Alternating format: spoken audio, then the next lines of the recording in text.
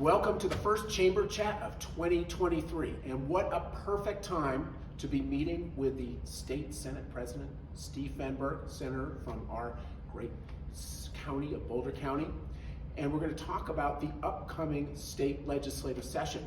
I'm so pleased to have him take time out of his busy schedule on what I understand is his birthday. Yep, today's my birthday. Yeah, so happy birthday, my friend. This is the best birthday present I could ask for. Exactly, that's what I would hope you would wish for. Very good. Chamber chat conversation. And so we're just going to talk about the legislative session ahead, what's in store for just the legislature in general, but also focused on business issues in our community. So, Steve, why don't I just first welcome you to Chamber Thanks Chat. for having me. So I just always say this, I'm just so pleased that we are represented by such a thoughtful leader who obviously has been recognized by his peers and now risen up to the point of being state senate president now for going into your second term. So just a pleasure to have you here and be represented by you. I have to say that. So let me just ask you, the state legislature for 2023, what is on the horizon? What are the key issues that you think will take up your time this year? Yeah, I mean, it's always interesting to be asked that question right before session starts. Yeah. Because what I really should do is figure out what I said 4 months from now and see how accurate it was. Because there's always things that come up. Sure. But with that said, it feels to me like we are approaching this coming session sort of how we ended the last one. Yep. And I would say those core issues that are going to be taking most of our attention is affordability. And I think that's true for homeowners, for individuals, but also for businesses. Yeah. I think inflation as well as property taxes and just real estate in general and affordability has just become a sort of a crisis point in Colorado.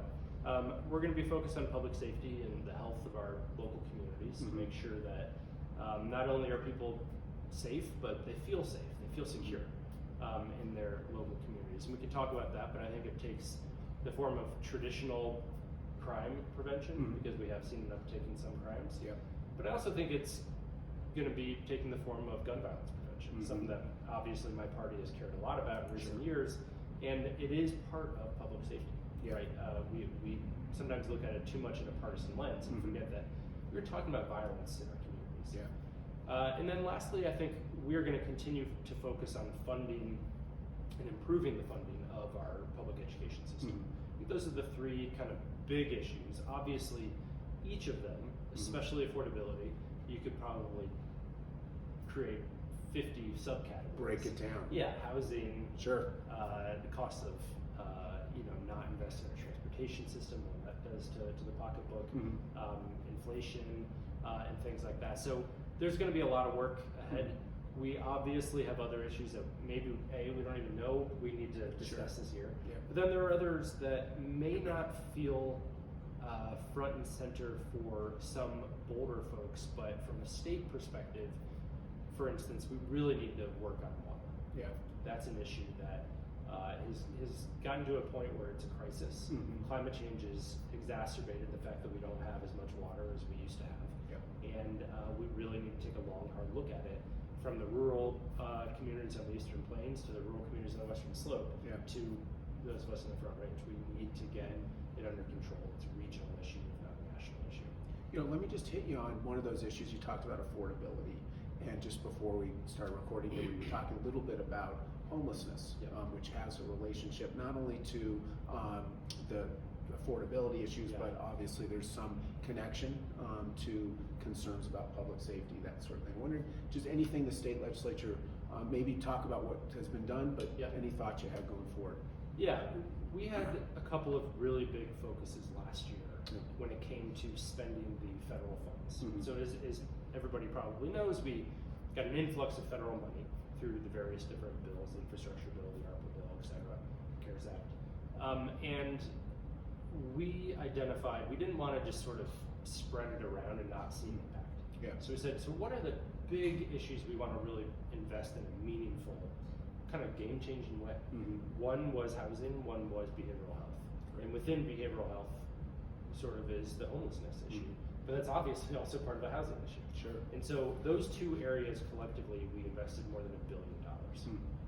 a lot of that money is just now starting to come online. So some of it is actually building out infrastructure or capital construction.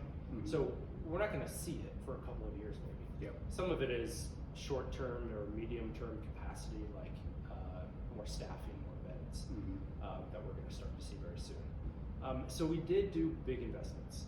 We also, really under the leadership of Governor Polis, have taken a long, hard look at how we spend the behavioral health dollars that we already spend, and created a new administration, new office to really look hard at how to do it better. So the behavioral health administration is something that the governor's office has really spearheaded, and that's going to help quite a bit as well. At the end of the day, though, it's obviously a multifaceted problem. There's a housing issue, but there's also, like I said, a behavioral health crisis. And we need to address both of them. We're going to continue that conversation this session.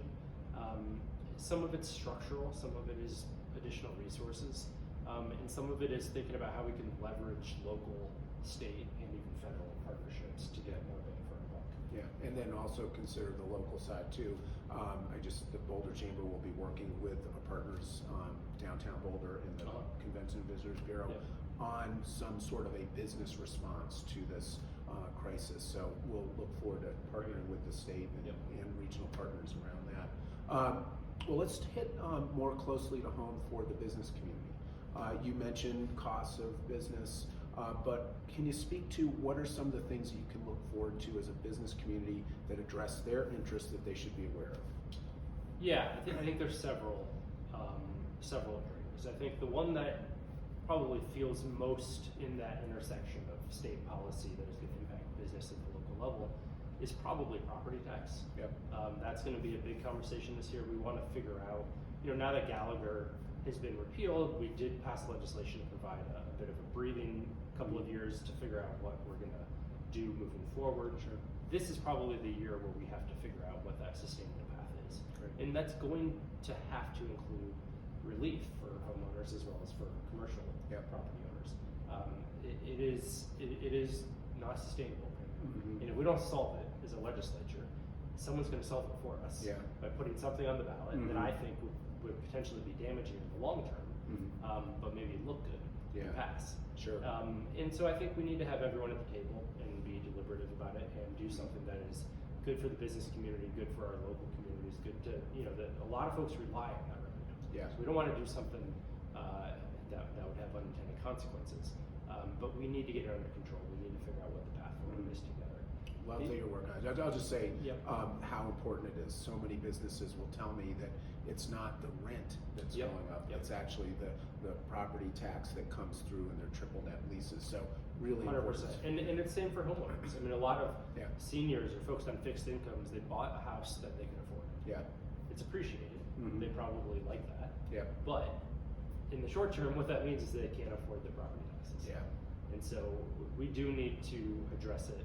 It's a big issue, and it's part of kind of a matrix of issues that's putting the crunch on people, making Colorado less affordable. The other thing I would touch upon real quick is this conversation around housing. Obviously, businesses don't live in houses, but the people who run and own the businesses and do. their workforce. And a huge piece that we hear, and I'm sure you hear about it, is that it's hard to recruit folks because they can't afford to live in the communities that they work. And we know that all too well in Boulder. And so the housing conversation, I think in a lot of ways, it's a human conversation. It's about making sure everybody has a safe, secure place to live. And I also think it's economic development and business issue. Absolutely. Right? And so that will be a huge focus this year, whether it's additional resources for housing. And we're not talking just affordable housing, right? Which is we have a need, but we really have a need for workforce housing, rentals as well as a path to ownership. So that's going to be probably one of the biggest conversations. It's going to be tough. It's going to be challenging.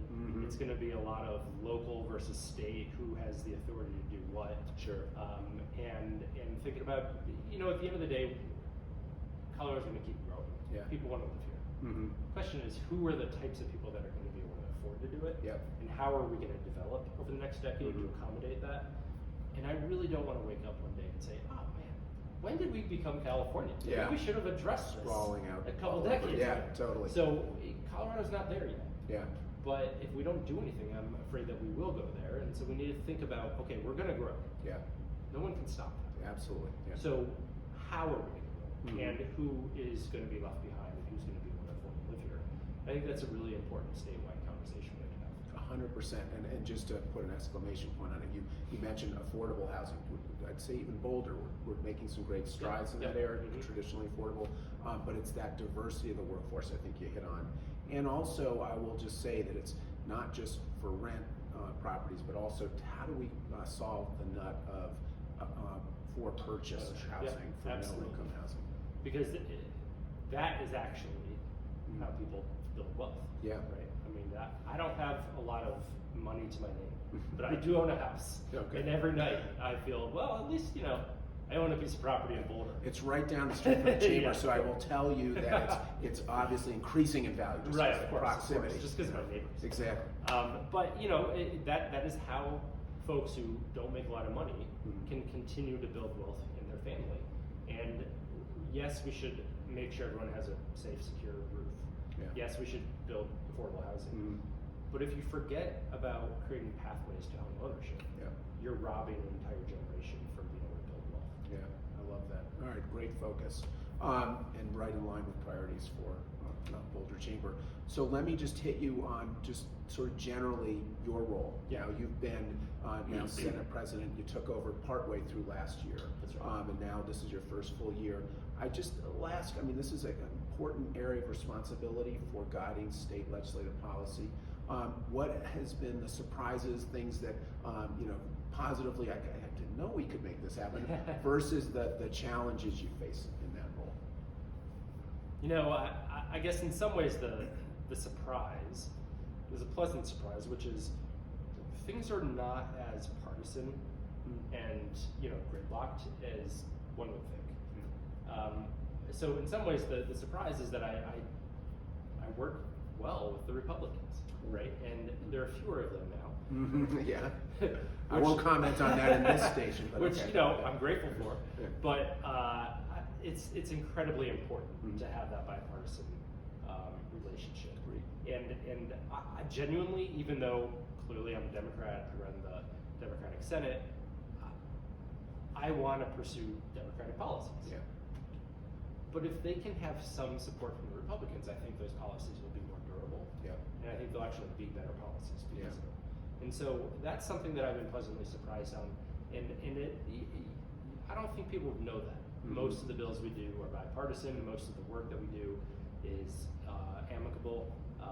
And it's really, in some ways, it makes it a great place to work, and it gives you faith in democracy, which we need. We need everywhere we can get it. Amen. The challenge, I would say, strangely, is sometimes working with my own party. I guess long story short, you go into this thinking you have a team, and it's your team versus the other team. Sure. Is so not like that. The issue is that it's kind of like high school, where everybody has an ego, everybody has baggage, everyone works on different issues, and they're competitive, and that's fine. Yeah. But I guess what I would say is, the challenge is that at the end of the day, the legislature is made up of 100 personalities. Yeah. And you got to get all 100 people to sort of find some common ground. Yeah. And that's hard. Yeah. And I've really enjoyed it, actually.